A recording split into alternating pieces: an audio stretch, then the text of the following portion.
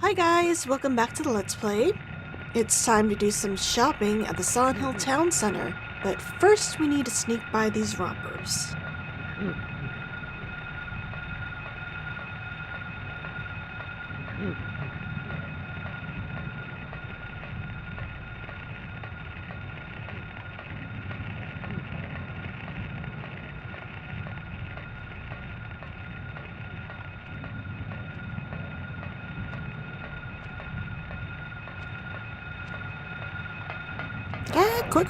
Quick! Let's get inside!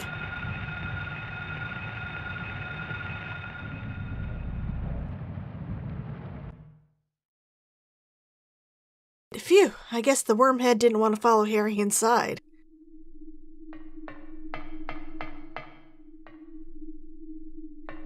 Ah, a mall map. Now where's Starbucks? Harry needs a latte stat. We actually don't get a map here since there isn't much to explore and we're just passing through.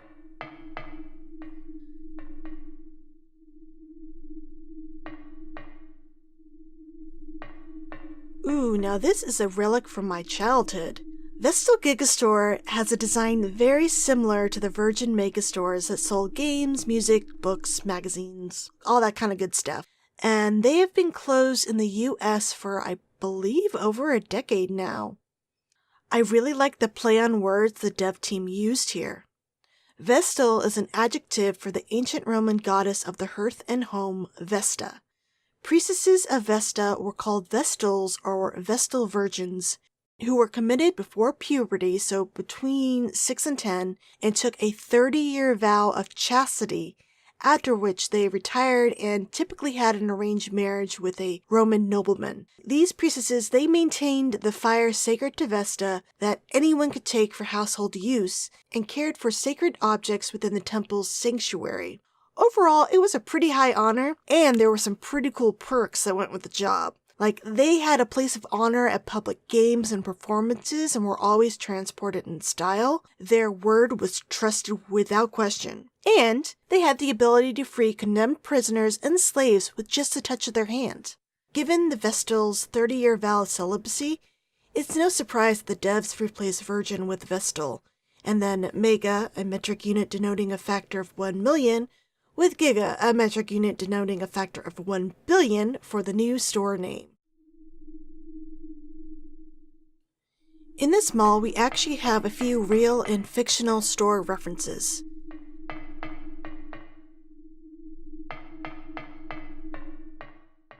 Now, I neglected to get a close-up when I recorded earlier, but Hector Sachs is a high-end Parisian designer and manufacturer of backgammon sets since 1978.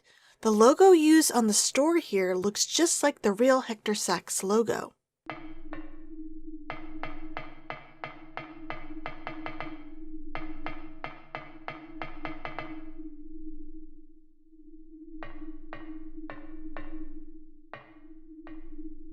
Oh look, Just Cats is apparently a popular store given that there's two in the same area of town.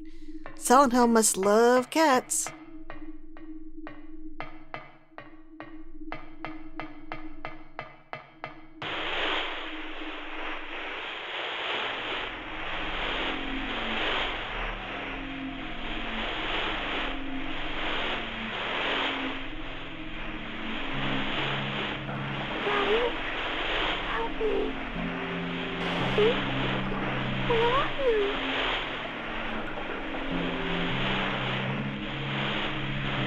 Cheryl! Well, that's creepy. I hope we can find Cheryl in time. It looks like she's being tortured or something.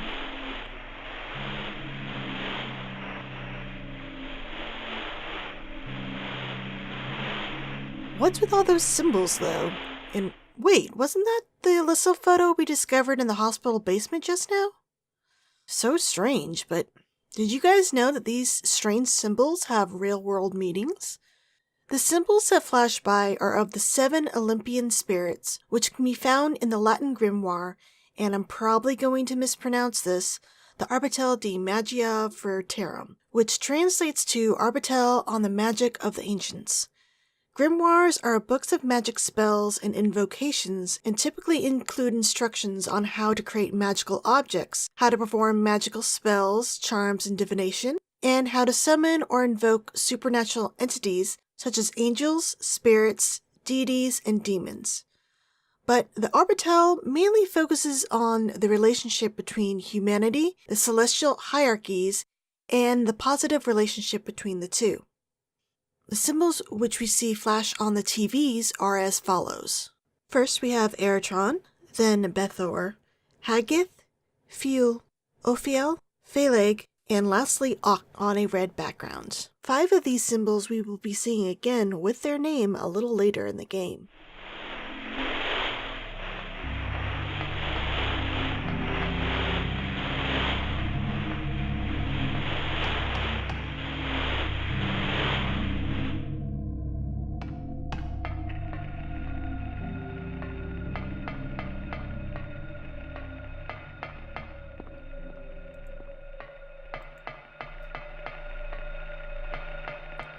Unlike the Vestal Gigastore, Cospa over here is a recreation of a real-life Japanese company and retail store that specializes in the production of cosplay costumes and other otaku apparel.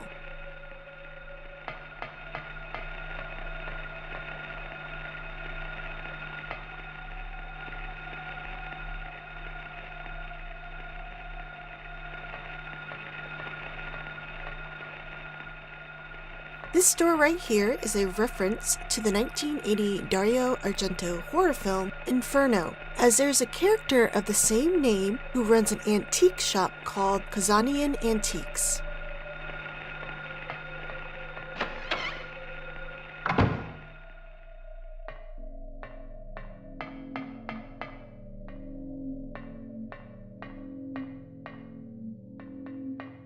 There isn't much jewelry here, but I will always take ammunition. Wait, I don't have a rifle. I guess this means Harry's gonna get one soon. Yes!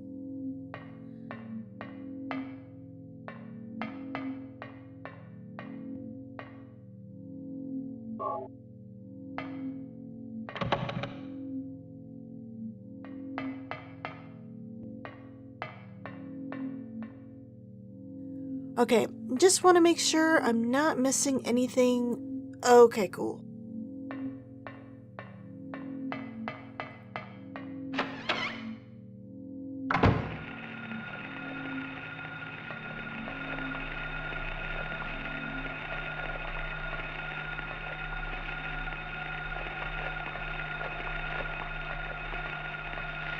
Is that larva eating that guy? Whoa, I think it is. Let's get a closer look. Well, shit.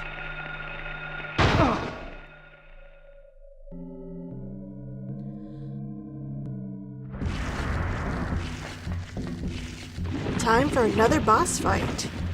This right here is called a Twin Feeler. It's not too difficult, even on hard mode.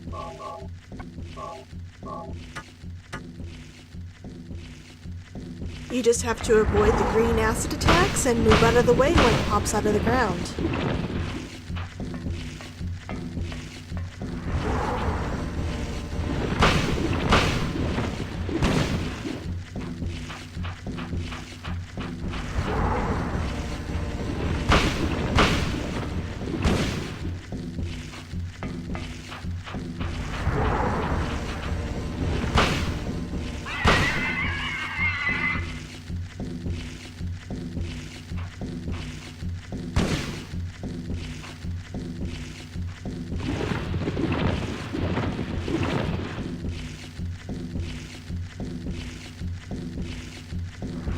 Hey, our fight wasn't done, dude.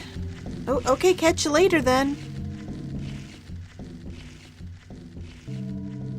Let's pick up the rifle.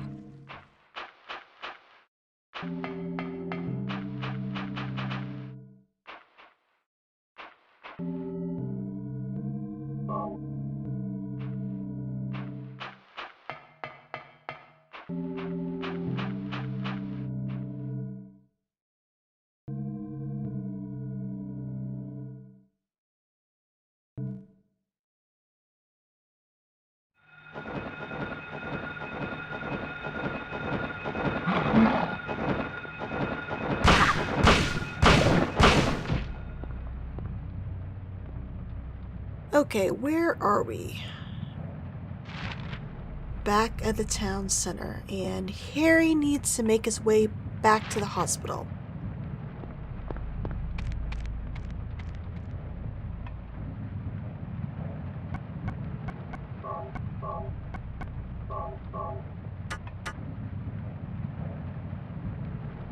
I really love the rain effect in this game. It's kind of cool how the alternate version turns the snow into rain.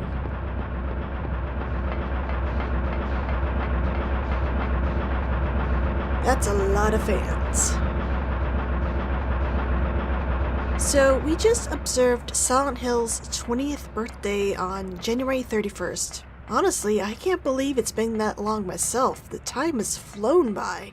But do you know what I find really strange? That we celebrate it in January when, according to a Konami US press release, the game didn't ship out until February 23rd, 1999. I always remembered getting the game in February myself, but I just assumed I got the game a few weeks after its initial release. But after seeing the PR, I'm just confused now.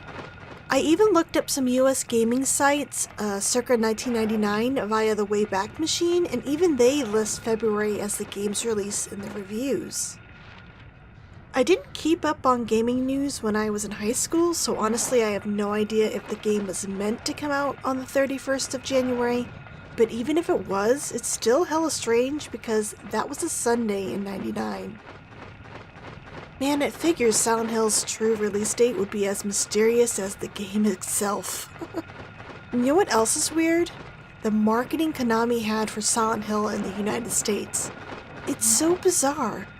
Check out this print ad. It's just of a padded room. I guess the game makes you a bit insane. Apparently this went with this TV ad.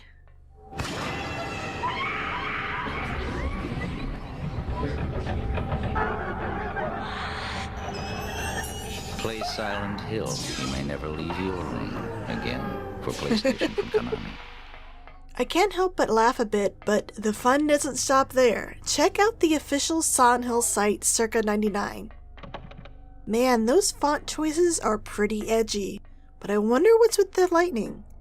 I mean, there is lightning in the game, but you would think if weather was going to be incorporated into the design, it would have been fog. Not a lot was captured on the Wayback Machine of SilentHill.com, but I do love that the FAQ provides an unhelpful answer for the piano puzzle, just like the official guide did. No wonder gamers actually called into tip lines back then.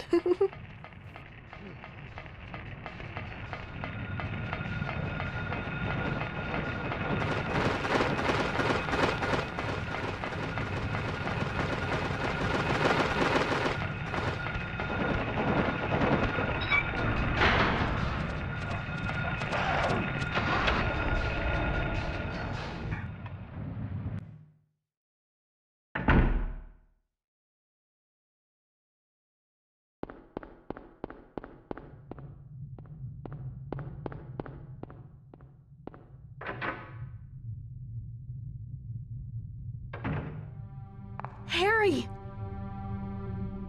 Glad you're okay. Thank God you came back.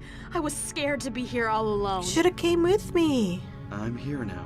I was worried too. I'm real happy to see you. Lisa, can you tell me how to get to the lake? The lake? You take Bachman Road. The road's blocked. Well, that's the only way out there. Are you sure? There's gotta be another way.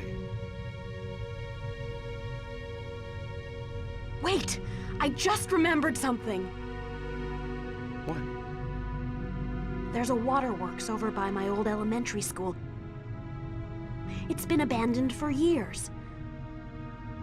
There's an underground tunnel out there used for inspections or something. I remember hearing it runs all the way to the lake. Really? You think I can get to the lake from there? I've never been down in there myself, so I'm not positive. Besides, it's all fenced off to keep people out. If there's a chance, I've got to try. Harry, don't go! I don't want to be alone. It's so scary, I can't stand it. Come with me. How about coming with me? We think alike? This may not be the safest place in the world either. I can't promise you anything, but I'll do my best to protect you. No. Somehow I feel I'm not supposed to leave this place. Oh, Harry, I'm so scared. I'm cold. Look, just wait here a little longer. I'll be back as soon as I find my daughter. Harry?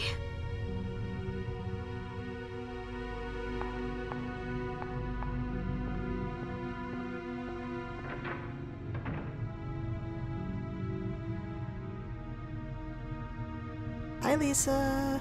I'll come back, I promise. Alright, let's head for the waterworks. Sounds like it's gonna be a sewer level. Ugh.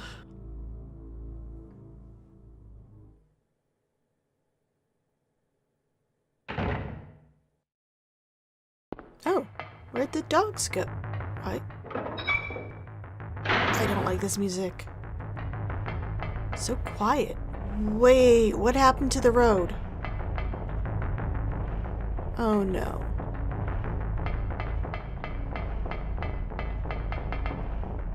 I guess the only way is up? Okay.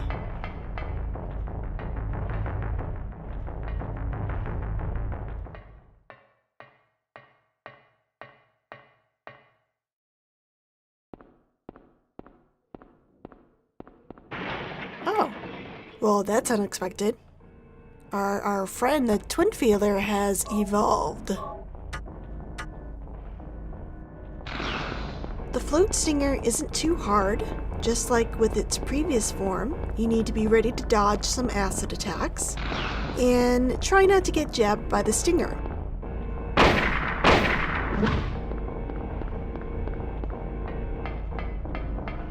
I think the water tower is probably the best place to put up a defense, since you can often put it between you and the float stinger.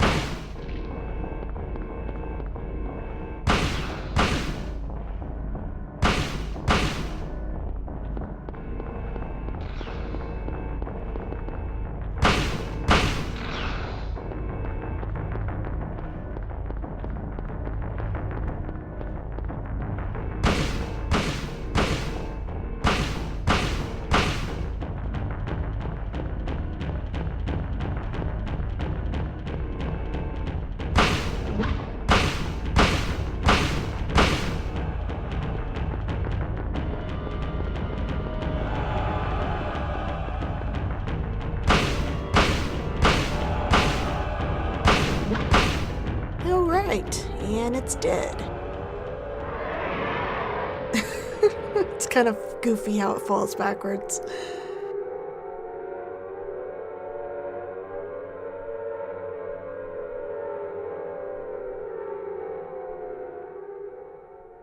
And hey, things are back to normal. I'll take it.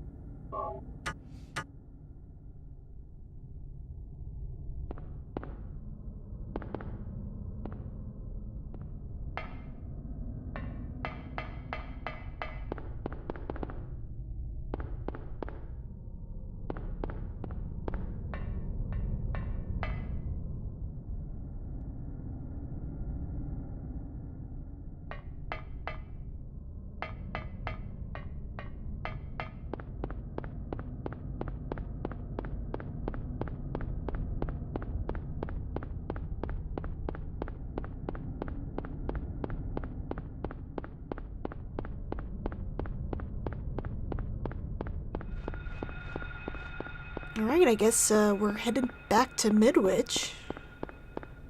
But actually, what's kind of cool, the game doesn't make us go all the way back. We just have to start to go over the bridge and we'll warp over there.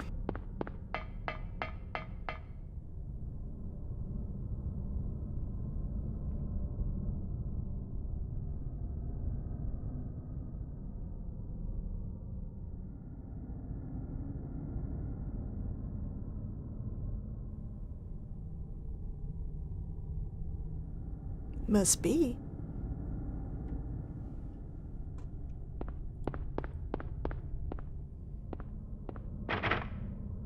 Figures.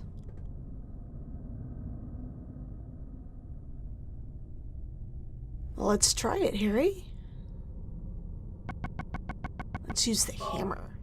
Too bad we couldn't do this for other locked doors in the game.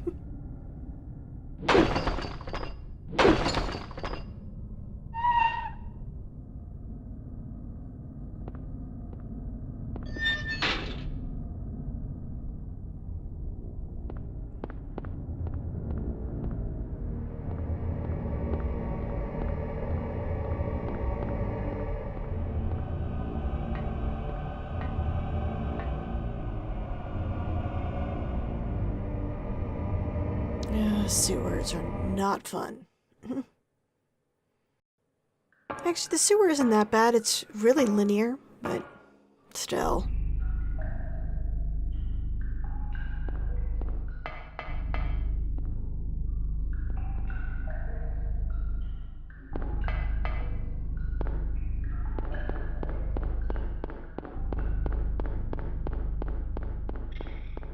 Since we have a long trek through the sewers, I thought I'd talk a little bit more about Silent Hill's general development.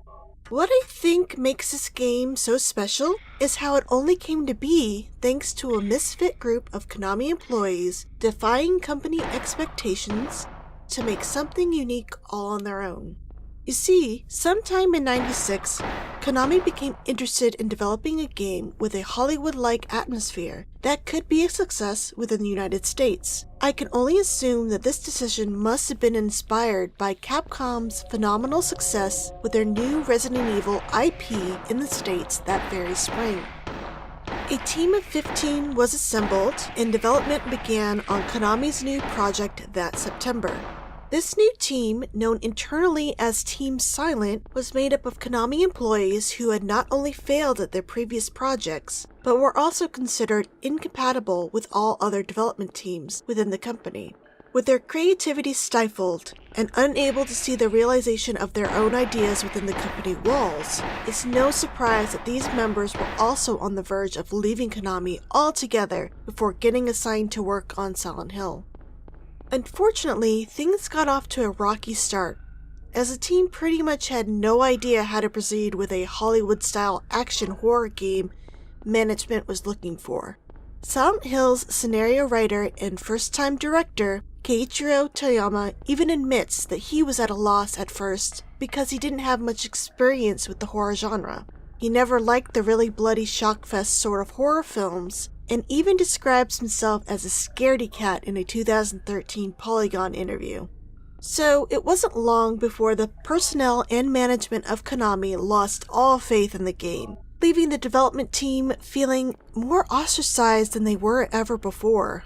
But there was a silver lining to this loss of faith, as it meant less strict oversight, allowing Team Silent more artistic freedom and the ability to ignore the limit of Konami's initial plan altogether. There were still some major drawbacks in Team Silent's situation. Given that no one in the company believed the game would be a success, the team had to work within very limited resources, and often team morale was very low.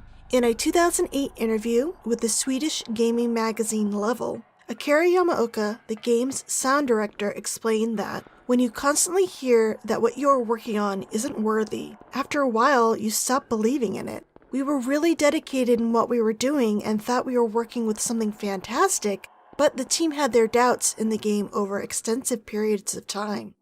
Most disheartening, in my opinion, which also in retrospect seems rather unbelievable, was the team's belief that their game would never be liked. by anyone. But Yamaoka admits that it was a sort of adversity that made the game so great in the end. A special energy was formed from always working with a resistance, first against each other, later against the outside world. We became growingly convinced that we should go our own way. Without it, Silent Hill would never have been the game it became. With nothing left to lose, their focus shifted to make a game that would appeal to players' emotions through the fear of the unknown.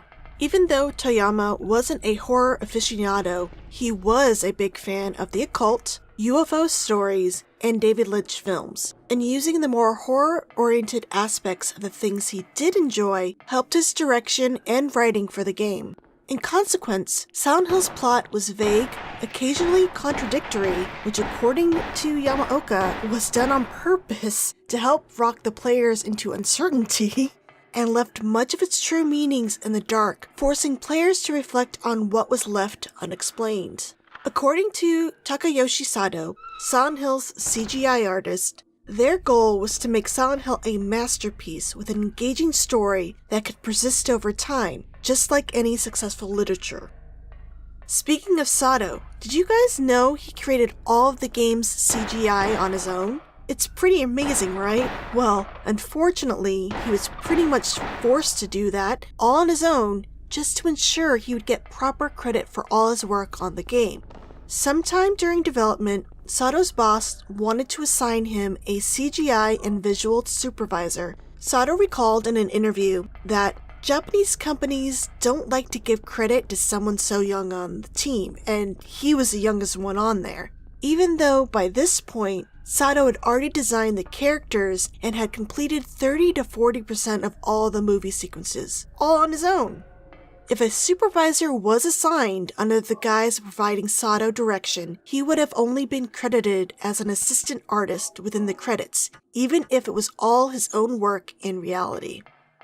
Given how much work Sato already completed on his own by this point, he felt his need for a senior supervisor was ridiculous, and a fight ensued with his boss, who only relented once Sato volunteered to finish everything all on his own. So, for the next 2.5 years, Sato practically lived at the office, and even slept under his desk in an effort to get the cinematics completed on time. When everyone else at Konami went home for the night, he used all 150 computers within the office to render his movies. It took about 3 to 4 hours to render 1 second of game cinema. The folks at the official US PlayStation magazine totaled just how long it would have taken to render all the cinematic scenes within the game in an interview with Sato in '99, and concluded it must have taken an upward of 2,000 hours, which by my calculation is a minimum of 83 straight days. Yikes, that's some dedication. But when Silent Hill debuted at E3 1998 in Atlanta, it was clear that Sato's sleepless nights and the rest of the team's hard work and sacrifices had paid off big time. There was an overwhelming amount of positive feedback, and everyone was buzzing about Konami's new horror game with its jaw-dropping CGI work. Thanks to the positive reception at E3, Konami's attitude towards the project did a complete 180. Suddenly, Silent Hill was one of their most prioritized games, and more personnel and public relations were quickly dedicated to the project. They even showcased the game at the European Computer Trade Show in London that September. It was extremely popular with attendees, and according to an IGN report at the time, there was always a crowd around the game, even though it was only 40% completed at that point in time. In the end, thanks to Team Silent's decision to forego the conventional plan laid out by the higher-ups, these Konami misfits created a game that is not only considered to be one of the cream of the crop of the entire PlayStation generation, but like they hoped, it still resonates with players 20 years later.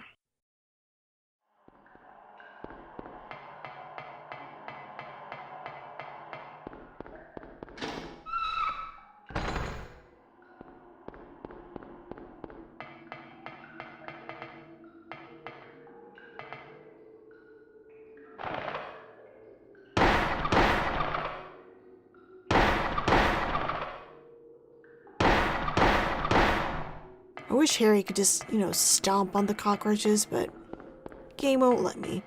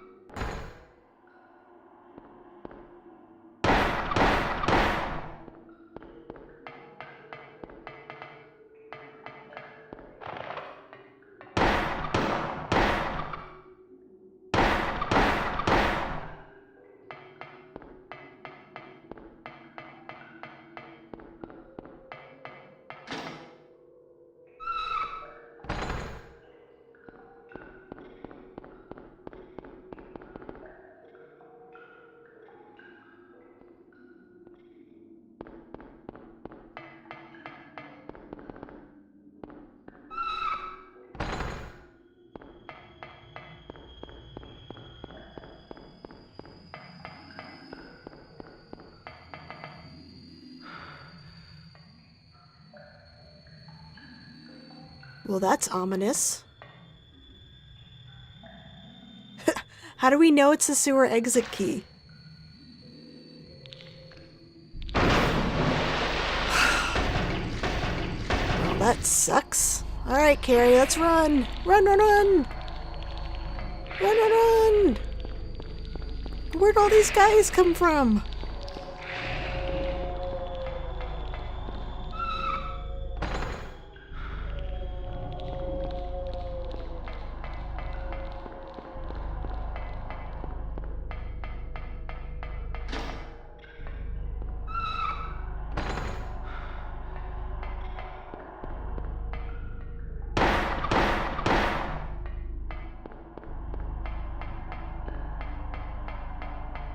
Oh, jeez. That made me jump. Who was shooting a shotgun? It wasn't me. That's what usually gets me in these games. I some random ass sound I'm not expecting. Makes me jump. Nice sound design, Akira.